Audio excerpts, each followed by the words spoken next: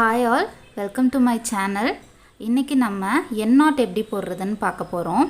Last கிளாஸ்லேயே நான் சொல்லியிருந்தேன், இந்த என் நாட் வந்து செயின் ஸ்டிச்சோடு சேர்த்து நீங்கள் பழகிக்கிட்டிங்கன்னா ரொம்ப ஈஸியாக போட வந்துடும், சீக்கிரமாகவே ப்ராக்டிஸ் ஆகிடும் உங்களுக்கு. இந்த என் நாட் எதுக்காக போடுறோன்னா, நம்ம போட்ட செயின் ஸ்டிச் இல்லை எந்த ஒரு ஸ்டிச்சாக இருந்தாலும் பிரிஞ்சு வராமல் இருக்க ஃபினிஷிங்க்கு இந்த நாட் போட்டால் மட்டும்தான் பிரியாமல் இருக்கும், இல்லைன்னா ஈஸியாக பிரிஞ்சு போயிடும். அதுக்காக தான் இந்த என் நாட் யூஸ் பண்ணுறோம். வாங்க எப்படி என் நாட் போடுறதுன்னு பார்க்கலாம். ஃபர்ஸ்ட் என் நாட் போடுறதுக்கு ஒரு 5 to 6 ஸ்டிச்சஸ் போட்டுக்கோங்க. நார்மல் பேசிக் செயின் ஸ்டிச் தான்.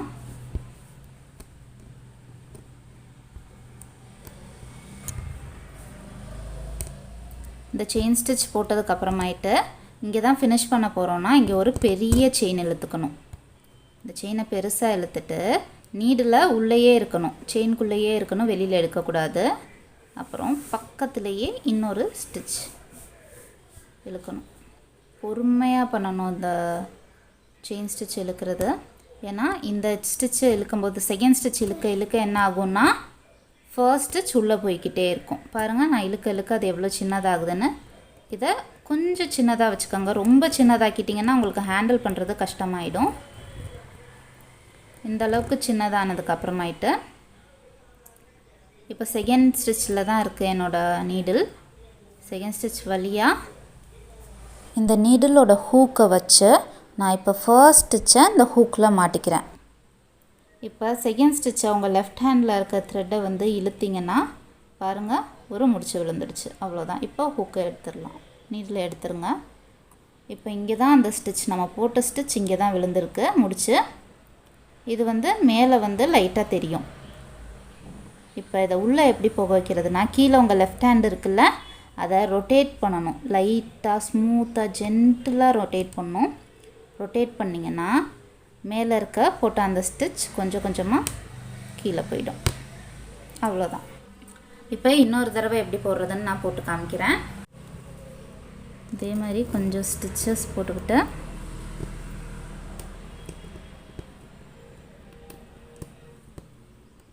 இப்போ இங்கே தான் எண்ட் பண்ணுறோன்னா, இங்கேருந்து ஒரு பெரிய ஸ்டிச் அதுக்குள்ளே நீடில் வச்சு இன்னொரு ஸ்டிச்.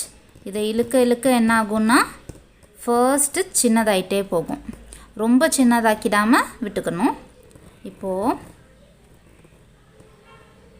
இந்த ஸ்டிச் செகண்ட் ஸ்டிச்சில் இருக்க நீடில் ஃபர்ஸ்ட் ஸ்டிச் எடுத்துருக்கோம்ல, சின்னதாக்கியிருக்கோம்ல, இந்த இடம் இதில் இந்த ஹூக்கை வந்து மாட்டணும்.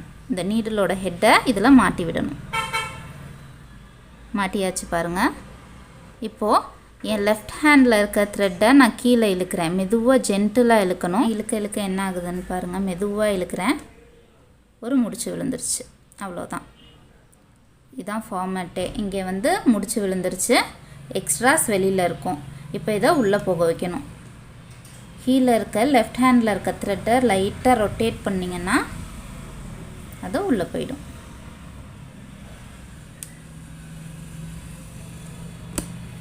அவ்வளோதான்.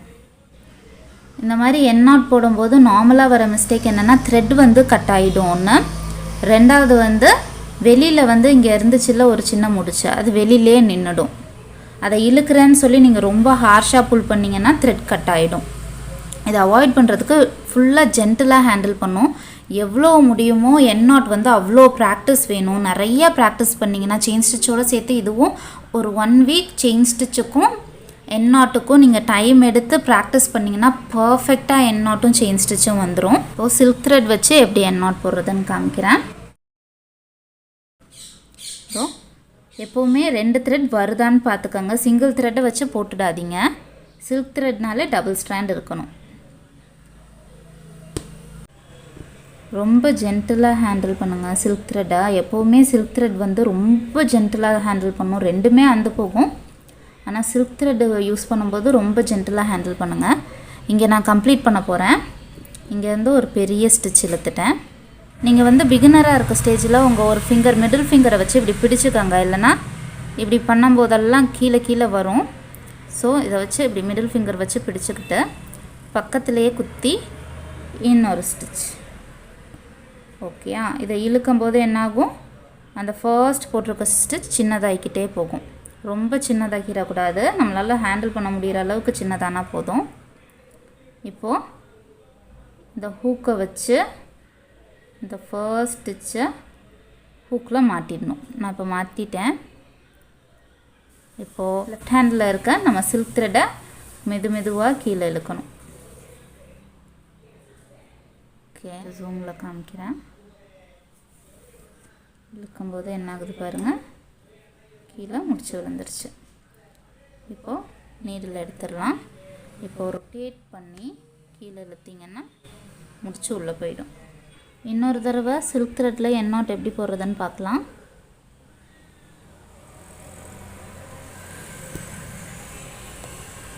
நார்மலாக ரேண்டமாக ஒரு 3 ஸ்டிச் போட்டுக்கலாம்.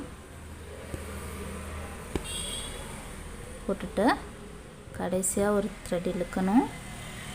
அதை மிடில் ஃபிங்கரில் பிடிச்சிக்கிட்டு அடுத்து இன்னொரு த்ரெட் இழுக்கணும். இப்போ இழுக்கும்போது அந்த ரெண்டும் சின்னதாகிட்டே இருக்கும். இப்போது இது வழியாக போய் இந்த ஹூக்கை வந்து இந்த செயினில் மாட்டி விட்டுடணும். இப்போது மேலே இருக்கிறத இழுத்திங்கன்னா ஒரு ஸ்டிச் போட்டாச்சு. இப்போது கீழே நல்லா ரொட்டேட் பண்ணி இழுத்திங்கன்னா ஸ்டிச் உள்ளே போயிடும். அவ்வளோதான். இதுதான் end not. Chain stitch practice பண்ணும்போதே எண்ட் நாட்டும் சேர்த்து ப்ராக்டிஸ் பண்ணிகிட்டே இருங்க. அட்லீஸ்ட் 1 வீக் டைம் எடுத்துக்கோங்க. செயின் ஸ்டிச்சுக்கும் எண்ட் நாட்டுக்கும் தப்பே இல்லை. ஏன்னா பேசிக் வந்து பர்ஃபெக்டாக நம்ம கற்றுக்கிட்டோன்னா அடுத்தடுத்து நம்ம பாட்டுக்கு போய்கிட்டே இருக்கலாம். இந்த கிளாஸில் எண்ட் நாட் எப்படி போடுறதுன்னு பார்த்தோம். நெக்ஸ்ட் கிளாஸில் செயின் ஸ்டிச் யூஸ் பண்ணி டிஃப்ரெண்ட் ஷேப்ஸ் எப்படி போடுறதுன்னு பார்க்கலாம். தேங்க்ஸ் ஃபார் வாட்சிங்.